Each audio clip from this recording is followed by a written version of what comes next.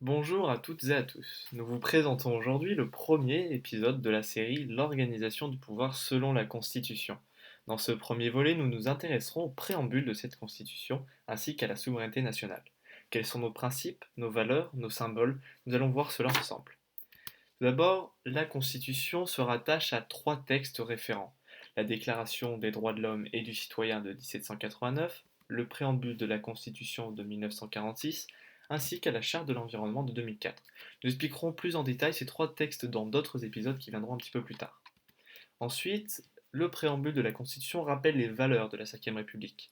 Tout d'abord, il y en a quatre. L'indivisibilité, qui signifie que la France ne peut se diviser, que le territoire doit rester uni, mais également que la loi s'applique à tout le monde dans les mêmes termes. Il n'y a aucune distinction. La Ve République est aussi une république laïque.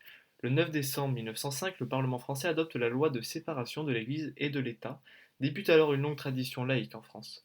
La laïcité est ainsi assurée par la Constitution, assurant une indépendance de l'État vis-à-vis de la religion. La laïcité en France insinue également la tolérance des religions par l'État. Les citoyens français sont libres d'exercer leur religion dans le cadre privé tout du moins. La Ve République est aussi une république démocratique. Il faut tout d'abord commencer par expliquer l'étymologie de ce terme. Ça vient de démos, le peuple, et de kratos, le pouvoir en grec. La démocratie est un régime politique qui donne la souveraineté au peuple, c'est la souveraineté nationale. Dans nos pays, il serait matériellement très compliqué de faire un régime démocratique comme le faisaient les Athéniens dans l'Antiquité, où chaque citoyen participe pleinement à l'exercice du pouvoir. Ainsi, en France, cette souveraineté passe par l'élection de représentants qui exercent ce pouvoir au nom du peuple. La démocratie crée ainsi le principe d'autonomie, autrement appelé la liberté politique par Montesquieu. Le peuple suit les règles qui s'est soi-même fixées.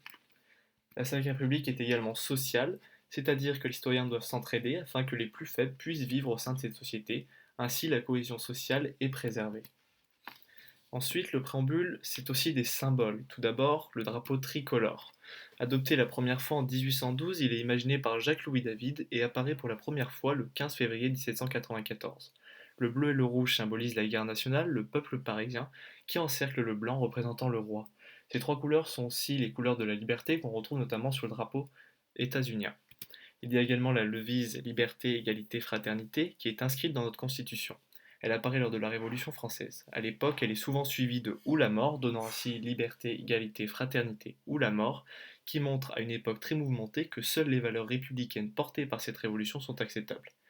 Il y a la Marseillaise, écrite par Rouget de Lille en 1792 à l'occasion de la déclaration de guerre contre le roi d'Autriche.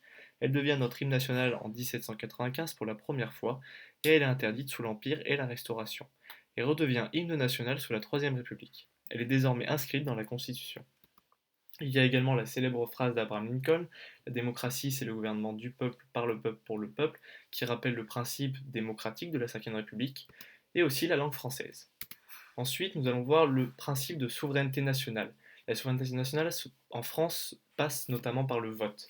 C'est-à-dire que les Français majeurs, qui ont donc plus de 18 ans et qui jouissent de leurs droits politiques et civils, ont le droit de vote qu'ils peuvent exercer par les élections directes lors desquelles ils élisent directement leurs représentants qui vont exercer le pouvoir, mais également les référendums, qui sont des questions fermées posées au peuple. Nous verrons un petit peu plus tard les référendums, notamment lors de l'épisode sur le président de la République.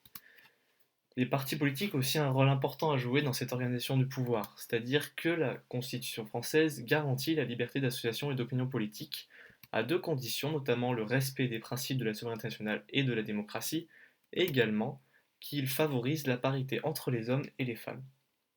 Merci à tous d'avoir regardé cette vidéo.